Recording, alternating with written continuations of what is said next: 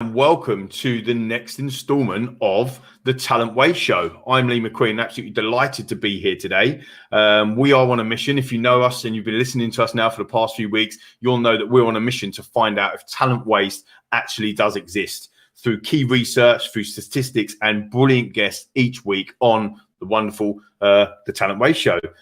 So today, who have we got in store for you?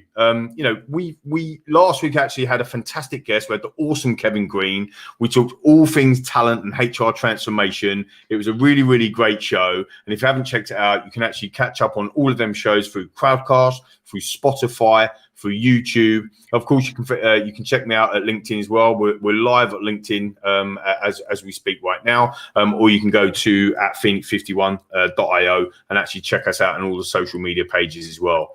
So talent waste, we believe, affects organizations across all industries. It occurs when an employee leaves an organization prematurely. And what we mean by that is that actually it's due to the business not being able to retain them. So sometimes you get a natural attrition, but we're really delving into the problem of actually losing people that we actually want to keep. National Office statistics state that between 30 and 45% of employees leave organizations within the first year, which I was actually staggered about. And it really prompted us to set up the Talent Waste Show and really start to talk about, is there an actual problem with that talent waste? So today I'm absolutely delighted to welcome the wonderful Sarah Mason. Sarah has a stellar career so far in senior people roles, from the global recruitment business of S3 all the way through to the brand famous for setting the standard in property, Foxtons, whilst advising the government along the way. So she's done some amazing things so far. I'm absolutely delighted to spend the next 30, 40 minutes with Sarah. So Sarah, welcome to the Talent Waste Show.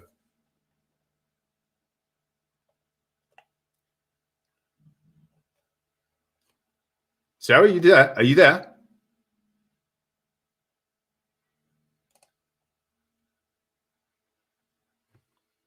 It looks like we've got some problems with Sarah. Can you hear me, Sarah? I can hear you perfectly. Can you hear me, Lee? Yeah, I can hear you now. Sorry. So welcome to the show, Sarah Mason. How are you? I'm good. I missed my glowing introduction. Apologies. So I couldn't hear you. I'm sure it's lovely. I'm sure you said nice things. I hope I did. You have to catch that back, I'm sure. So just for those who haven't met you before, haven't been following you on the LinkedIn, Sarah, tell us a little bit about yourself, who you are, what you do, and kind of how your career spanned out in some really senior level roles in people. So I'm the Chief People Officer here at Foxtons, but before that I had 20 years in the recruitment industry. And what I started off, it's quite an interesting role to be in. Can you still hear me? Because I keep getting weird signs come up on my thing. Great. So whilst I ended up in an HR role, I started off in a sales role. Started off actually doing door-to-door sales in America, of all places, going kind of hardcore 80 hours a week job. Then ended up in media sales before becoming an IT recruitment consultant, which I really loved. And then ended up doing an in-house recruitment before moving into HR. I've lost you again, Lee. Can you hear me? I can't even see you. You can hear me, great. Yeah, I can hear you.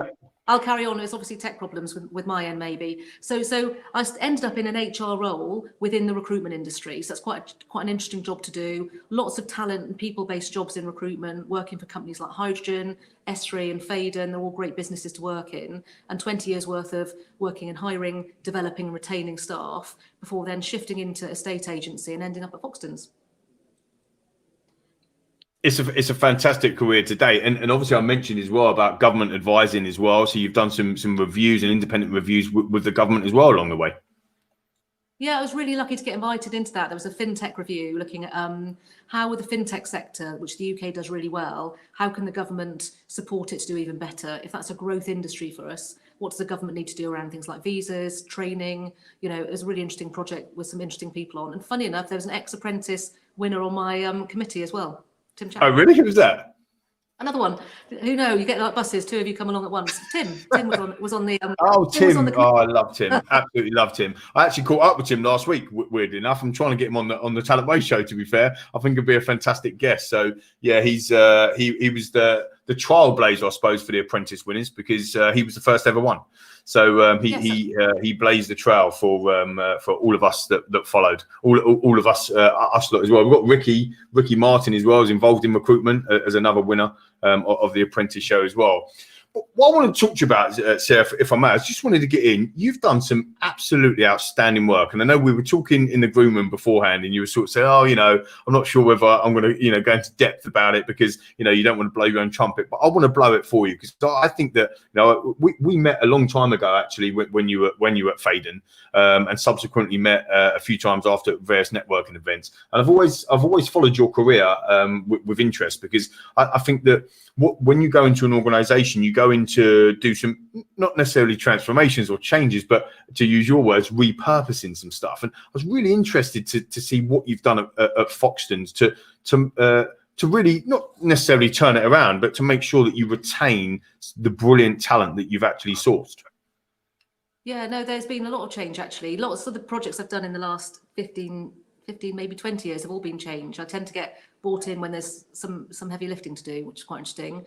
I've never had the sort of job where you come in and babysit an already perfect department. They must be dream jobs, really. They must be lovely jobs. No, I've never done one of those. I always come in with there's some stuff to get done. But so in Foxtons when I joined, it was an interesting time to join. There wasn't a chief people officer before. There was 3 different departments in the people teams. You had what was actually called personnel.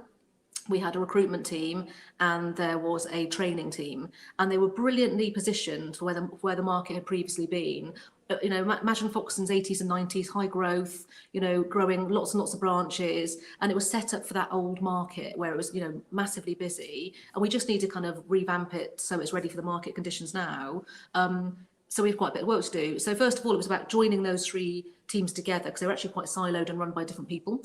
And then it was actually repurposing them because people hate the word change, but repurpose seems a bit friendlier. So we looked at personnel, and it kind of made me wince a little bit that it was called personnel. It kind of gives you an impression of old school, paper-based. Quite old school, isn't it? It felt a bit old school when you said that word personnel, didn't it? So I remember thinking, there's no way I'm going to have personnel on my business cards. That's too old school for me. I need to get straight away. That's not going to happen. And we kind of shifted it from. And I remember my first week sitting amongst the personnel team, as it were, then thinking I need to get them to be HR. I remember seeing them all kind of. This one of the HR advisors writing all these addresses on envelopes for birthday cards. And I was like, "What are you doing?" She went, "Oh, we do birthday cards." I said, "What do you mean?" She went, "We write all the addresses for the birthday cards." I said, "Not for everyone." She went, "Yeah." I said, "What, like 1,000 people?" She's like, "Yeah." Wow. Really? And she went, "Yeah, the birthdays are really important." I was like, "Well, I know they are. Birthdays are important. People love their birthday cards, but I don't know why the HR team's writing that. That could be someone else, can't it? You guys are really highly trained employment advisors." So it gave me a sense of where we needed to shift to. So we moved from a personnel team that was quite transactional, writing birthday cards, to a purposeful kind of data-driven analytical HR team. How do we use data to support the business? How do we drive performance? We introduced some tech with that. It's very interesting, and shifted it to a proper HR team, which has been brilliant, with lots and lots and lots of training. I love my team there. They're super talented. With recruitment, as it was known, we had to repurpose that to talent acquisition. And it's a really successful recruitment team, hiring in volume for a very busy market previously. But we needed to bring in some, me with my science background. Let's get some psychology in there, get some evidence-based practice, look at assessment centres, competency-based questioning, observable exercises. This is stuff that you've done for years, Lee. You're brilliant at assessment centres. I know that's kind of your thing. Bring in some of those evidence. No, I know you do. You've done some. I think your work has been brilliant over the years. You've done some really, really well, evidence-based practice in your business. Bringing some of that here has been great, and really opening up the team, and also introducing more experienced hiring. Previously, I'd only ever hired at entry level, but actually. Wow. That caused lots of problems of succession planning, and that was really a big issue. So now we have a very successful section dedicated to experienced hiring as well as entry level. So completely changed. And I brought in my old buddy from Hydrogen, who worked for me for the last 10 years, George Lansdale. She's super talented. So she has come in to be our director of talent acquisition. Has completely changed that. She's so good. She's a bit too good. She got the time to fill on the negotiator roles, and that's what we call our estate agents. Yeah. I think the time. It used to be about 2 months. Now it's 9 days. And the problem is it's a bit too quick. So as soon as it drops more than that, and we get to 11 days, people get upset. You kind of go, 11 days is still good, right? Yeah. 11 days is decent. It used to be 2 months. Exactly that. 11 days is fine. You should be okay with that. it's really interesting talking you speak about, you know, the psychology, the business psychology piece. You know, we set up Phoenix 51, which is a talent platform, a SaaS business, off the back of my recruitment company. My business partner is a qualified business psychologist, Chris Wimshurst. And you talk about the assessment piece and actually using data. How did the business internally kind of look at that repurpose? Was it difficult to kind of bring these new tools in, you know, the technology piece that you talked about there? Was it quite a difficult process, or was it kind of almost welcome with open arms to bring them in that kind of to that more modern way of assessing and bringing talented people into the business?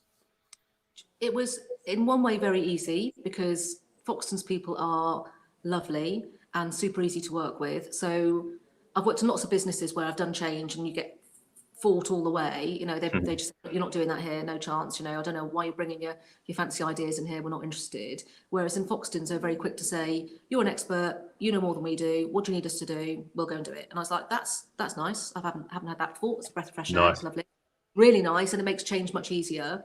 But obviously, it wasn't just that, because I've learned some tricks over the years around change. I take people on a journey with me, using data to say, this is where we're at.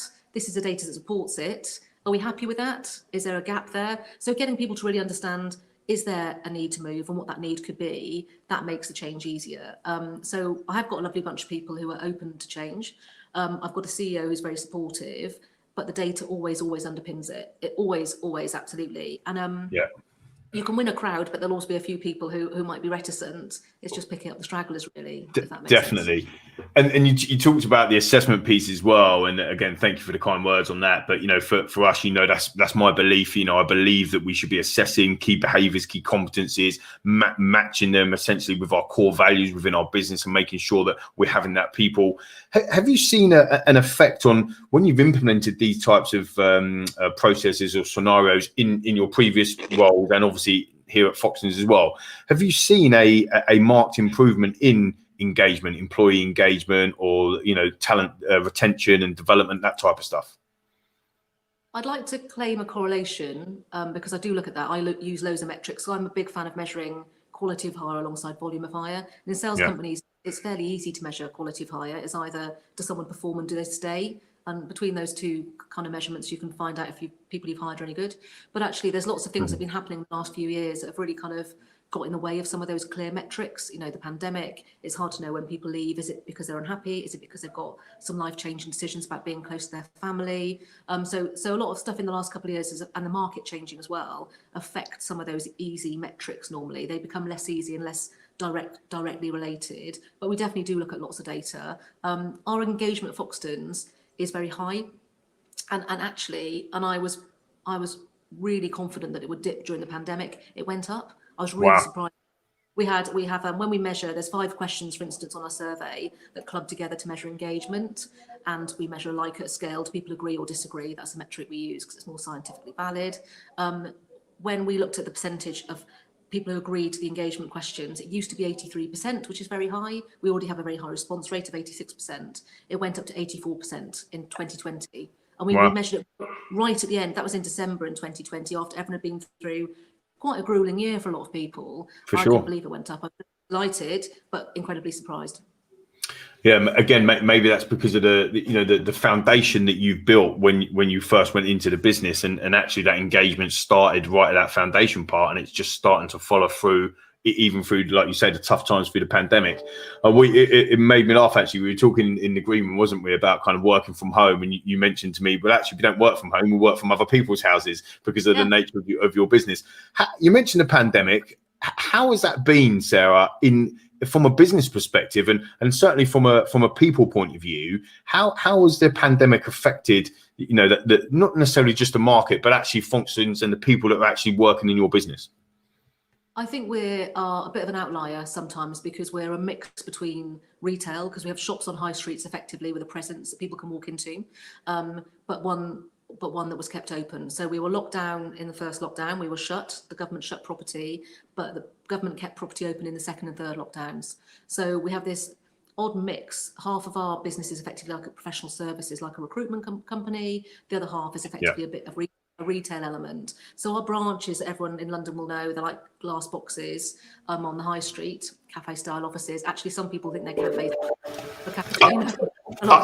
I'm not going to lie. I have to be honest with you. Right? I was in London when I actually wore a tie for the first time this morning in about 13 months, and I don't think I've actually been in London since I flew back in from Austin last March. So I haven't been in London for a long time because we're an organisation where everybody works from home.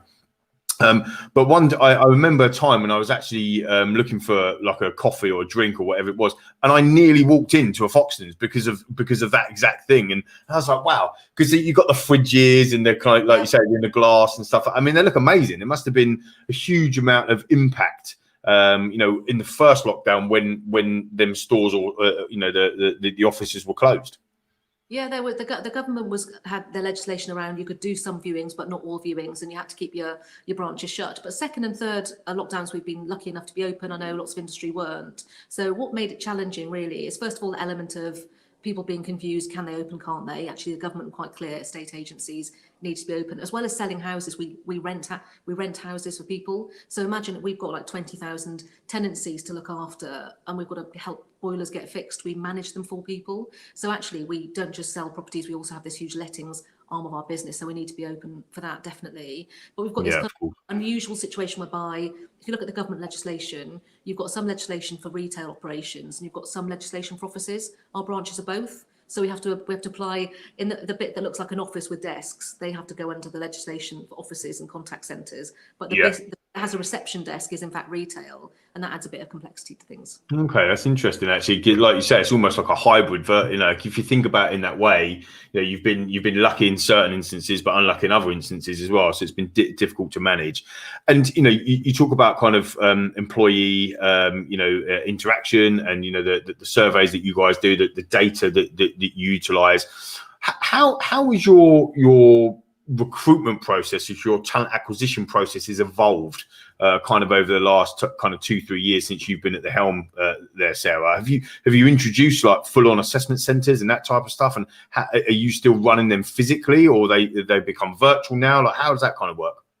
We did introduce assessment centres, but we had to stop that during the pandemic. So we introduced assessment centres that were in line with the British Psychological Society's guidelines and the way that they should be set up. So a lot of evidence-based practice with observable exercises that mirror the job the person will be doing. So they should be able to do the assessment centre and really understand that job at the end of it. They've been really successful, again, with evidence-based grids and feedback linked to competencies, that like the things you do, Lee.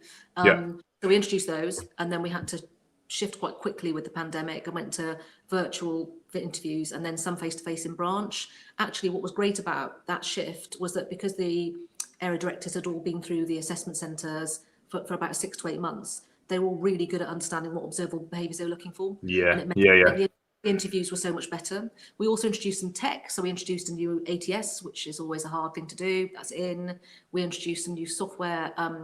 So we looked at situational judgment tests with some occupational psychologists that built for us. We looked at a Match Me tool, which had like a self-selection, is this career right for me? So we have used some tech to support it as well. Brilliant. So it's been busy.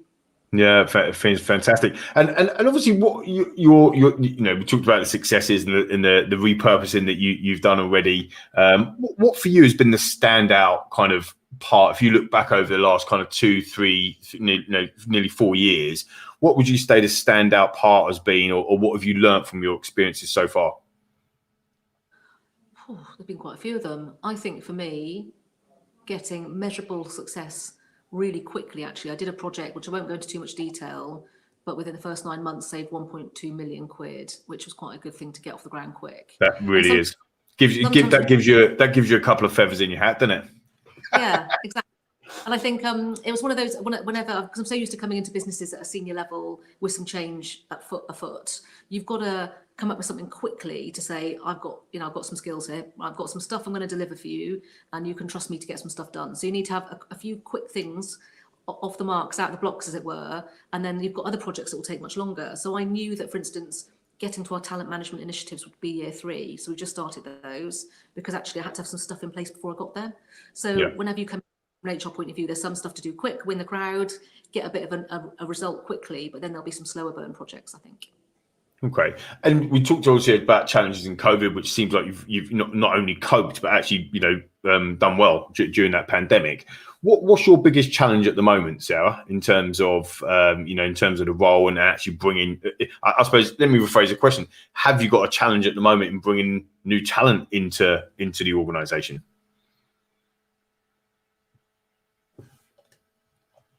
Oh, Sarah, are you there? I think I lost you. Can you hear me? Sarah, can you hear me?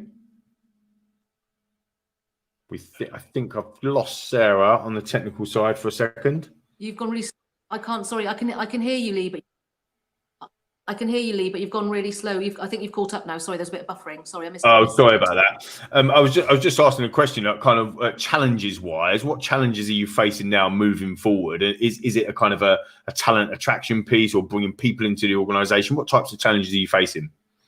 Hiring. We just need lots and lots of people at the moment. It's such a busy market. Sales have gone through the roof. I'm sure you can imagine with the stamp duty extension. Everyone's thinking about moving home at the moment. It's kind of crazy. And then, lettings again is a busy season for lettings in the summer. So we've got this pent up demand as well from the first couple of lockdowns. We've got a very, very busy market. We just need more headcount in quickly. We need to make the most of that busy market, and it's just getting enough people in quickly. Yeah, that's interesting. And again, if there's anyone out there that's watching or listening now that fancies getting in touch with Sarah, then you can do on LinkedIn and that type of stuff as well around trying to help with them challenges.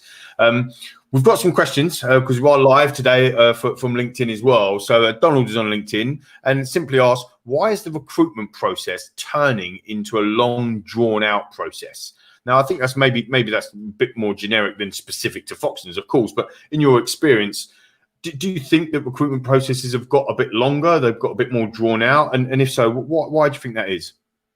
I think some companies do. And I always kind of wince a little bit because if a company does that, they're going to run the risk of missing out on good talent. Having a background in the recruitment industry, it's speed is of the essence. And I learned very early on that if you draw it out, you're going to lose a good candidate. That doesn't mean you should be too quick. You need to have thorough processes, but it shouldn't be drawn out. Our processes, like I say, I was joking with Lee earlier on that our time to hire has gone down from something like 2 months to 9 days. It's super quick. When we're looking at entry level negotiators, which is the position we call estate agents, we are really quick in that because they're at the start of their career. They generally don't have a notice period. They haven't got lots and lots of experience for us to delve into. We're looking at competencies and we can get that happening quickly for them. And we know they're going to jump into probably the first or second job that comes their way. And that's no problem. More experienced people, you're going to have an in-depth process, but 4 or 5 interviews seems a bit excessive to me. I think that's a lot.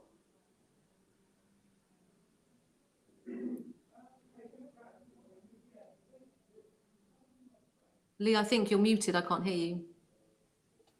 Sorry, I was just saying. Sometimes, depending on the job role that you're applying for Donald, for example, you might have to be DBS checked, you might have to be security cleared, there's a lot of checks that sometimes you have to go through. So, but for me, an interview process should be about understanding and assessing the key competencies, behaviours of that individual, and if that means that we do kind of a video screen to begin with, to get the volume through, situational judgment testing or psychometric testing, personality profile that you talked about at the beginning, through to competency-based interviews around them core behaviours and ultimately competencies and values, then we should be in a position to be able to move forward, probably finalising with an assessment.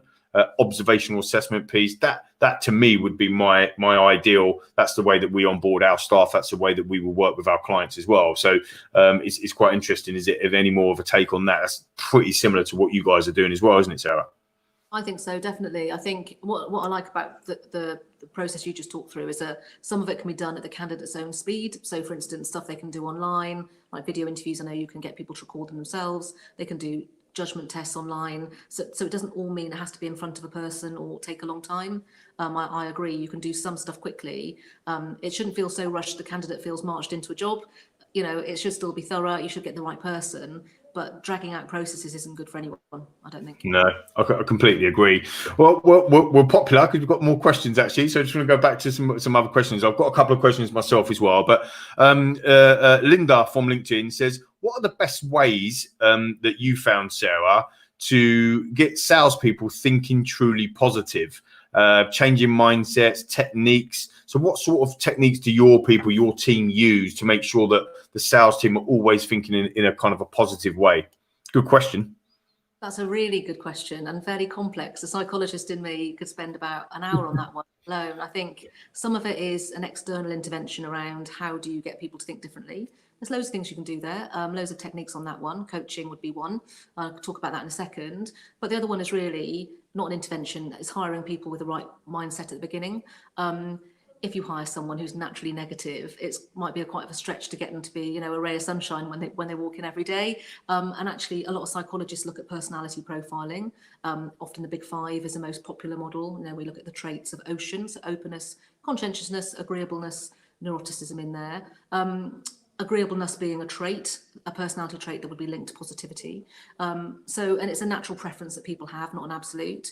So it's something you probably want to build into hiring as well as training, if that makes sense. It's hard to change some people if they've got quite, you know, maybe a lower on agreeableness score, if that makes sense. But I think in terms of techniques, there's plenty of techniques you can use to change people's mindset and behaviours. I love, I've recommended it loads over the years, the book Sumo by Paul McGee. And SUMO stands for Shut Up and Move On, which is kind of punchy. It's a brilliant read. I've recommended it loads. He takes loads of techniques and simplifies them. And he has a series of 7 questions to get people to check their thinking. I think it's a must. You know, I do it with my 14-year-old daughter, you know, all the time. Love it. Absolutely love it. That's brilliant. So Linda, go and get yourself Sumo as well for sure. So I think that's a really good read. Aaron, also from LinkedIn, is asking, how do you decide who to hire with less referenceable experience? And this is actually a really good one because, you know, for the majority of the time when you're hiring negotiators or your estate agents, they're kind of early careers or emerging talent. So actually they haven't got much experience to reference. So what do you use as kind of data points or insights to hire them right people? Well, that's what makes the job so challenging. It's really hard because a lot of things we look for aren't really clear to see on a CV. It's not like a CIPD qualification that I would have, that and HR people would have. We're looking for competencies that are really hard to see on a CV, like ambition or resilience or persuasiveness. You know, they're not going to be, they might be buzzwords on a CV, but actually we need to drill down into it. The only things we really need to see on a CV for an estate agent role or a negotiator role would be a driving license, actually, and they're willing to live nearish the offices. We need them to be able, there's no getting around that. We do need them to be able to drive. We have, you know, we're a premium brand and we take our customers to appointments when we need to. We then decide if they've got less experience, we do screening. So all of our interviews have to go through telephone screening. We always ask the 3 killer questions up front. And I would almost always do it for every job, really. They're quite basic, but that tells us what we need to do in terms of do they go to the next stage for more in depth, which is what do they understand the job is, why do they want to do it, and why would they be good at it? And if they can get past those 3 questions and they can drive, we don't care about experience. That's not really relevant to us. We need them to answer those 3 things correctly and what we need them. And I know it sounds simplistic, but I've heard of people getting to final stages in companies and not really being clear what the job is. You kind of go, wow, all the way through when you don't even know what the job is they're interviewing for. It should be 100%. I could not agree more with you. I could not agree more with you. You know, we've made some different techniques in the way that we're helping our customers and are ultimately doing it ourselves as well, with replacing them telephone screens with one-way solo interviews. We've embedded video technology into our platform to enable organizations to actually start to do that kind of one-way video piece, which is really, really interesting. Again, coming back to Aaron's question, because you know, for us, it's about exactly what you said, Sarah. It's about understanding that individual. You know, the psychology of that individual, their behaviors, their competency. If you can wrap, you know, some key rigor, if you like, around the interview process or the assessment process, why not challenge them? Why not put them through a gamified role play scenario, a business style task? Sarah and I joked earlier in the interview earlier, didn't we, about kind of apprentices? Obviously, me being one of the winners, and Tim is. But if you think about the apprentice, it's exactly that, isn't it? The assessment is the apprentice, the giant assessment center. So watching, looking, observing about key behaviors, key competencies. That for me is how you really get the best out of emerging talent or early careers. Because like Aaron says, and like you referenced Sarah before, they haven't got any skills to write on a piece of paper. They don't have much. So what are you actually looking for? How can you make that judgment? And for me, that becomes really subjective. Whereas actually, when you put together a robust process where we're watching, we're observing, we're looking for key indicators, that becomes objective. And that means that we can start to really stamp out unconscious bias as well, which has been a real problem in the staffing in the staffing world and the people world for a long period of time, hasn't it, Sarah? Yeah, massively. I talk about unconscious bias a lot when we look at interview training. And I know unconscious bias training on its own isn't enough. You've got to have great processes to underpin it. But I always use the example, what's a negotiator? Think of what an estate agent looks like in your head. And people go, pinstripe suit, male, wearing a tie. And you kind of go, okay, well, what happens when a woman walks in who's a bit older? You're thinking of a young guy in a suit, right? So how does that work? So getting people to understand they need to shift their perception a little bit. I think that's really important. But I agree, the bias does kick in, and you do need to have really clear processes to reduce that as much as you can. No, I agree. I mean, a scoring system is, again, very simplistic, but it's a real good way of understanding, evidence-based. Has this individual given us evidence around, this behavior or this competency, and actually having that digitalized and having a digitalized format. So actually we can start to look at, like you said earlier at the beginning, data and insights around not only the psychology of the individual, but actually, the behavioral makeup, how they actually behave in certain instances or certain situations. I really think, you can see that I'm getting in my soapbox, because that is absolutely one of my beliefs. I think that's the best way to really drive that forward. So that's a brilliant question, Aaron. Thank you for that. I've got a couple of questions myself, but I can't get them in because we've got loads of questions on LinkedIn. So we've got Petra now. So hi, Petra. Petra's asking, what do you think about psychometric tests? Now, I know obviously we've already referenced SJTs or situational adjustment test, personality profiling. I'm assuming you're an advocate of them, Sarah. So what do you think of psychometric tests? I'm an advocate of the right one. So you've got two different types, haven't you? You've got your personality tests and you've got your ability tests. And ability tests, numeracy, verbal reasoning, diagrammatic reasoning, they're often very strongly correlated with success in certain jobs. Personality tests, not so much, but they're still loved and used quite regularly. Be careful of pigeonholing people. They both play a part as long as they play a part in a process and they're used wisely. What I don't like is when psychometrics are used unscientifically, or they're used just in a way that's unethical. So for instance, if you're getting someone who's got dyslexia, you're giving them limited time to do a psychometric and they don't do well on it, that's a problem for me. They need to be done correctly. And also there are certain psychometrics out there that frankly, I call them Cosmo quizzes. There's quizzes, it goes mostly A's, you're a people pleaser, mostly B's, you're really bright.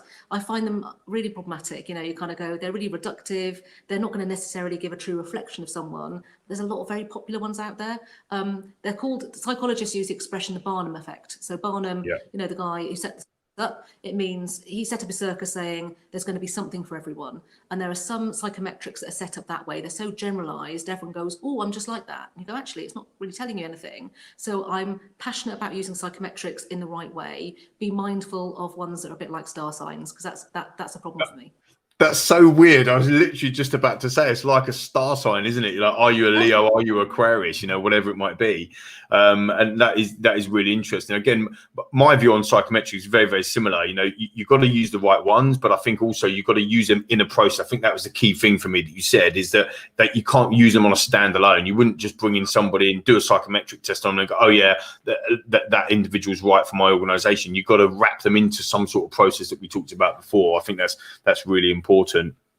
I promise I probably will get to my questions, but we've got more questions coming in from LinkedIn. So it's fantastic interaction. So thank you ever so much, everybody, for interacting. Carl has asked a question. Whilst COVID has been tough, there have been some real positives in change in many companies, flexible remote working, that type of stuff.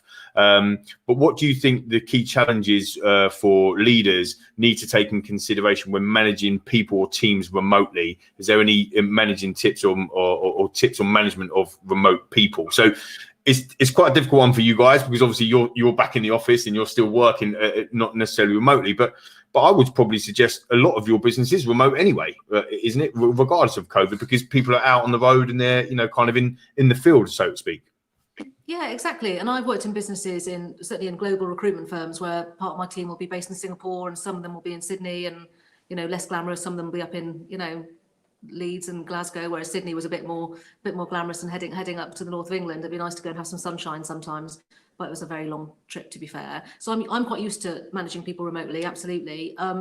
And there is an art to it. And for people who haven't done it before, it can suddenly feel, I can understand it feeling quite disempowering. It can feel quite scary. Haven't got eyes on them. So if I haven't got eyes on them, therefore, God forbid, they might not be working as hard. And people do have some fears around that. Also for the individual, they're at home, they may be less connected. They can't hear their colleagues doing things. They can't collaborate as well, particularly for new people. That is harder to onboard them. They can't hear their experienced colleagues. They can't get exposure to senior people. So working from home initially was very much the thing that everyone wanted. A month later, everyone was saying, oh, it's actually quite challenging. I go, yeah, it is. It's really challenging. It's hard to get right. We actually, like I say, have lots of people in the office, but we have quite a few back office people working from home. The trick is to be objective focused. What do you need to get done? And agree how you check in on to make sure things are done as well as they should be, and trust that people will do them. And that's, it's just having really good management practices for me. I don't think any more than that. It's really interesting you talk about that. I mean, I did another show this morning actually for Intuit QuickBooks. So I hosted their business live show,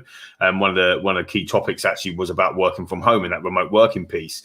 And I had a question which talked about, what would you do? What would your advice be? And I said the same thing, huddles, communication, making sure that you're still visible. We still can be visible. It goes back to what you said before about physical assessment centres, and you're an advocate of them, but you had to pause them. Now, we've invented virtual assessment centres now, and they are absolutely amazing. And the reality is that, yes, you lose a little bit, like I don't bump into you at the water cooler anymore if I'm not in the office. Of course I don't. I can't have that kind of, oh, hi, Sarah, how are you getting on? But I can still WhatsApp you. I can still have that conversation. It's just a slightly different way. So, I think that communication aspect, or like you say, having that plan in place to make sure that it's organisation checking in, making sure that people are well. I think the other key thing for me that comes out of that, and I don't know what your experience is, Sarah, on this, is that kind of well-being and mental well-being as well. That the lot, not only the pandemic, but a lot of the last kind of 12, 14, 15 months or so has had an effect, hasn't it, on our employees?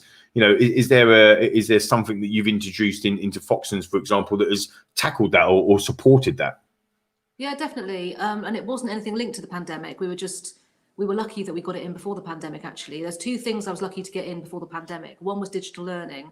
Thank God I got that one in, because that was really valuable when we started, locking down in the first one. Absolutely. And the second thing I got with this bit of kit, which I love, called OpenBlend platform. Don't know if you've come across it. For those who haven't, it's a digital coaching platform with an element of objective setting in there. So I was thinking, we need our cohort of managers in our branches, because they're quite, all in different branches across London. We need to support them. I was thinking, should we put them all through, a big leadership program? And I thought, actually, instead of doing a leadership program, this platform will instead help and support them to have great conversations with their teams about objectives that are meaningful and motivational, but also has a well-being element to it. So OpenBlend actually, the well-being section of it asks people how happy they are, how motivated they are, and how able they are to manage stress. And if someone's constantly giving themselves a score, over time you can see, what does a 6 mean to them? What does a 10 mean to them? And wow, they've gone down to a 2. What does that mean? You were at 10 or 2. Let's talk about that, because it looks like, you were really happy 2 months ago and now you're through the floor. So it helps managers have really frank conversations, say, let's talk about this, what's going on. Has on it, it has the wheel of life, or they call it the blend, what components are important to them in their job. Is it work-life balance? Is it performance? Is it money? Is it relationship with their boss? And actually go, what does that look like to you? How are you doing on that scale of 1 to 10? You're a 4. How do you get to be an 8 then? How do you get to an 8? Yeah. It's really good. I love it. It's a really good bit of kit, and it's got objectives, it's got the grow model built in, it's got capability and skill model built in, and it means that all our managers can have great conversations with their people. How are they feeling? How is it impacting on their ability to do their job, and what support they need? And I know it sounds a bit odd, but our people in Foxtons are big softies, right? People think estate agents are a bunch of meanies. We're not. We're really lovely. Trust us. Honestly, they're such nice people. And if anything, they weren't having these chats with their teams because it just felt a bit uncomfortable to say, how you get you need, but actually having a good conversation to say, how are you feeling? How are you doing? How is that impacting your work, and what do you need from us? You've got to have them. No, I again completely agree. That sounds brilliant. I haven't used OpenBlend actually, but I've used the wheel a lot of actually times with a couple of my businesses, and it works really, really well. So that's fantastic. Well, I've been trying to ask you this question for the whole session, and we've had so many questions. So I'm going to pause on the LinkedIn question. Thank you so much for everybody bringing them in.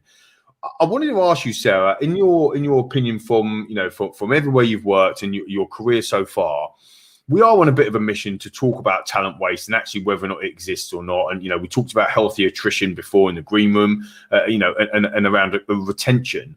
Do you think that, businesses do have an issue with talent waste and actually losing people that they don't want to lose too early? I mean, some of them statistics that I rolled off at the beginning of the show are quite alarming. And there's been some brilliant statistics coming out that, we've got 90% retention or 95, which is unbelievable. But actually to have 40, 50, 60% retention is really tough. It's you're kind of re-churning it every single year. So what's your, not necessarily just with Foxtons, but what's your experience been over your career with kind of talent waste? And do you think that there is a problem in some organisations? It's a great question. And again, it's quite a complex one. And my answer would be, to most questions like that, it depends. Sometimes attrition can be good and sometimes it can be bad. And I think attrition can be bad when you lose people you love and want to hang on to. It becomes bad when you lose rare talent that's hard to find, or you lose talent that takes a long time to be onboarded. So there's certain roles that are more painful to lose people from, if that makes sense. Sure. Yeah.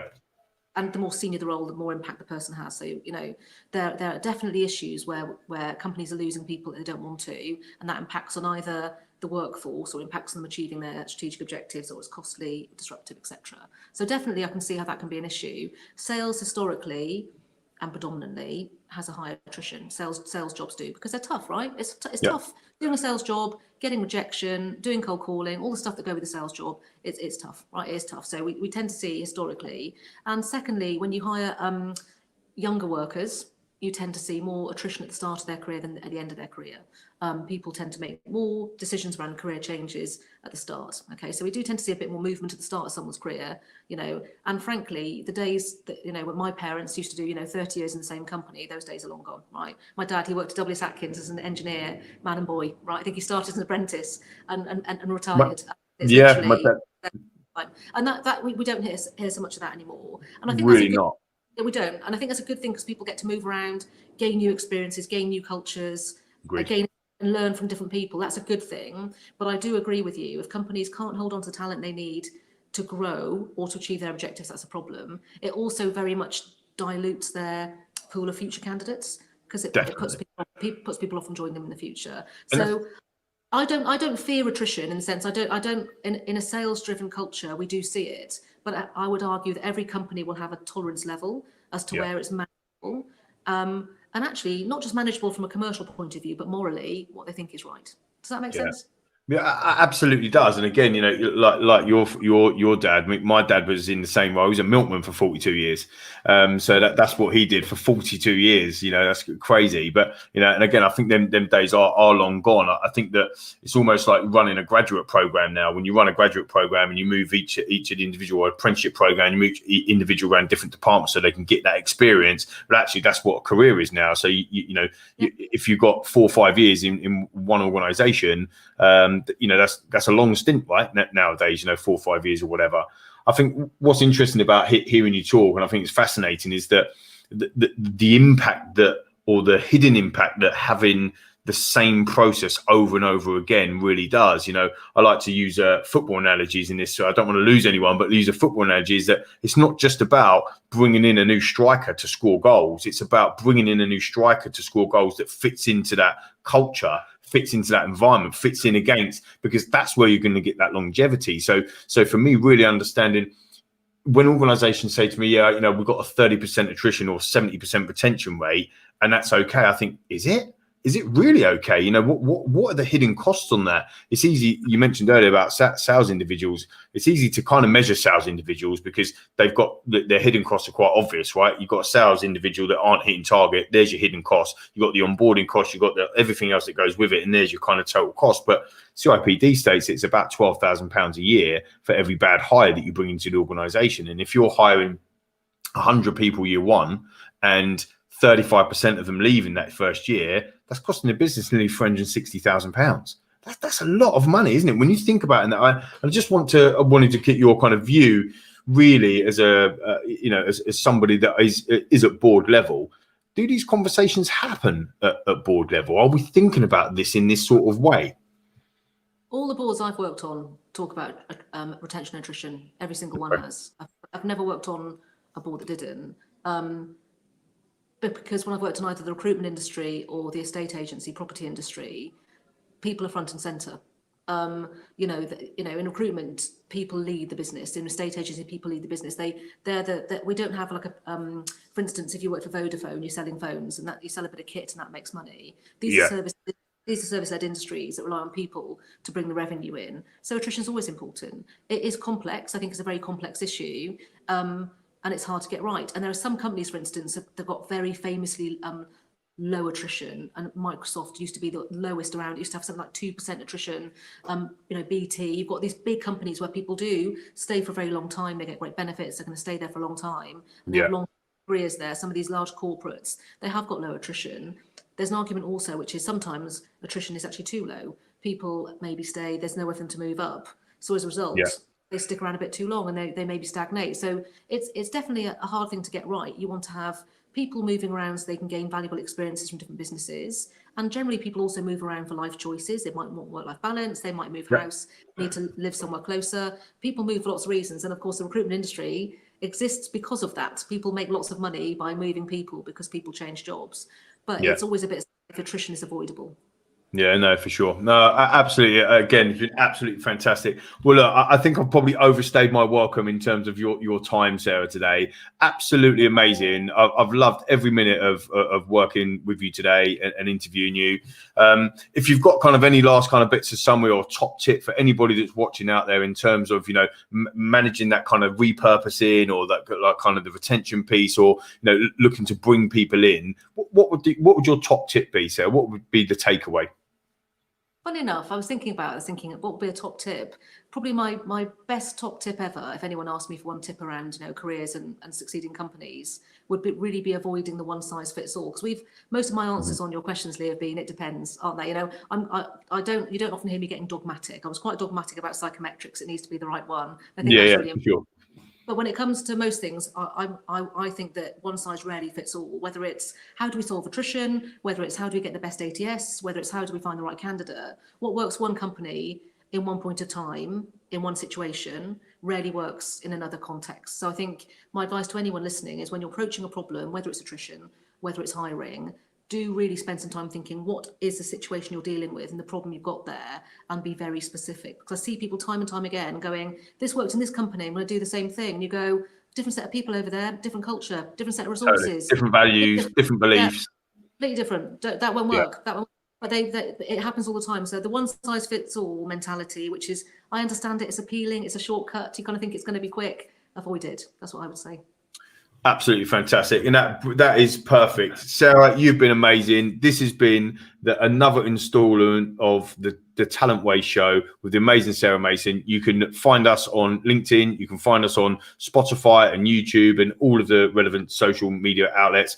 If, for example, you want to get in touch with Sarah, I'm sure there's lots of recruitment going on with Foxtons at the moment. So I'm sure that Sarah would welcome a DM on LinkedIn. And again, just to finally say again, thank you, Sarah. Been absolutely amazing. I'd love to catch up with you again soon. Thank you, Lee. It's been great. Thank you so much. Thank you.